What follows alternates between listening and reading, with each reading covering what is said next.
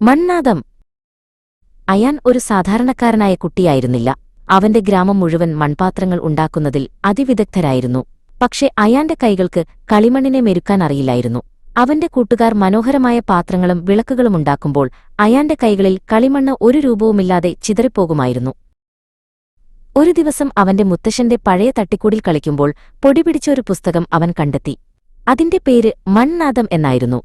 ആ പുസ്തകത്തിൽ കളിമണ്ണ് കൊണ്ട് സംഗീതോപകരണങ്ങൾ ഉണ്ടാക്കുന്നതിനെക്കുറിച്ചാണ് എഴുതിയിരുന്നത്. അത് അയാന് ഒരു പുതിയ ലോകം തുറന്നുകൊടുത്തു. ആരും കാണാതെ അയാൻ പുസ്തകത്തിൽ കണ്ടതുപോലെ കളിമണ്ണിൽ പരീക്ഷണം തുടങ്ങി.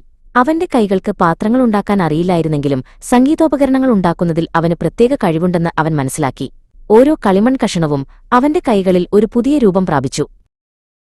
അവൻ മനോഹരമായ ചെറിയ ഓടക്കുഴലുകളും താളവാദ്യങ്ങളും മൺവീണകളും ഉണ്ടാക്കി. അവയിൽ ഊതുമ്പോഴും തട്ടുമ്പോഴും അതിമനോഹരമായ ശബ്ദങ്ങൾ പുറത്തുവന്നു. ആ ശബ്ദങ്ങൾ കേട്ട് പക്ഷികളും മൃഗങ്ങളും അവന്റെ ചുറ്റും കൂടി. ഒരു വേനൽക്കാലത്ത് ഗ്രാമത്തിൽ വലിയ വരൾച്ചയുണ്ടായി. പുഴയും കിണറുകളും വറ്റി. കളിമണ്ണ് ഉണങ്ങിപ്പൊടിഞ്ഞുപോയി. മൺപാത്രങ്ങൾ ഉണ്ടാക്കാൻ കഴിയാതെ ഗ്രാമവാസികൾ ദുഃഖത്തിലായി. ഗ്രാമവാസികളുടെ ദുഃഖം കണ്ടപ്പോൾ അയാന്റെ ഹൃദയം വേദനിച്ചു. അവന്റെ മുത്തശ്ശന്റെ പുസ്തകത്തിൽ ഒരു വരി അവനോർത്തു: മണ്ണിന്റെ സംഗീതം മഴയെ ആകർഷിക്കും. അയാൻ താനുണ്ടാക്കിയ ഉപകരണങ്ങളുമായി ഗ്രാമത്തിന്റെ നടുവിലേക്ക് വന്നു. ആദ്യം എല്ലാവരും അവനെ പരിഹസിച്ചു. ഈ കളിമൺ കഷ്ണങ്ങൾ കൊണ്ട് എന്തു ചെയ്യാൻ? അവർ ചോദിച്ചു. പക്ഷേ അയാൻ അതൊന്നും ശ്രദ്ധിക്കാതെ അവന്റെ ഹൃദയത്തിൽ നിന്ന് വരുന്ന സംഗീതം വായിക്കാൻ തുടങ്ങി. അയാന്റെ സംഗീതം ഗ്രാമത്തിൽ നിറഞ്ഞു. അത് കേട്ടപ്പോൾ ഗ്രാമവാസികളുടെ മനസ്സിൽ പ്രതീക്ഷയുടെ ഒരു തുള്ളി വീണു. അവർ ഓരോരുത്തരും അയാന്റെ സംഗീതത്തിൽ പങ്കുചേർന്നു. പെട്ടെന്ന് ആകാശത്ത് കറുത്ത കാർമേഘങ്ങൾ ഉരുണ്ടുകൂടി. ഒരു തണുത്ത കാറ്റ് വീശി.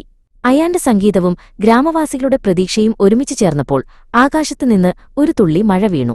പിന്നെ അതൊരു ചെറിയ മഴയായി മാറി.